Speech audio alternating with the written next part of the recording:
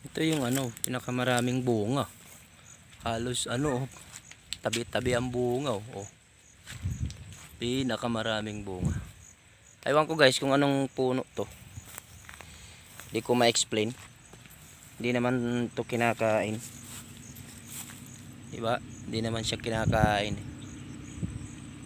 Ayan oh, dami.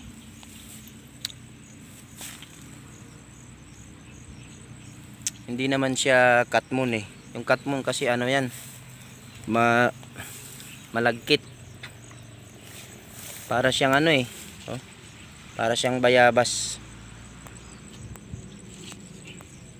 Daming bunga oh. Kabilaan puro bunga yan. Oh.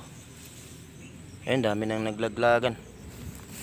Tingnan natin guys kung ano ang hitsura niya. Ito.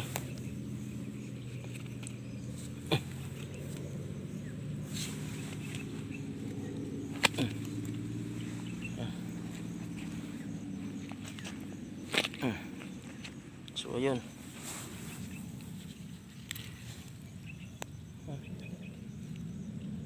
Ayan. Yan yung nasa laman sa loob.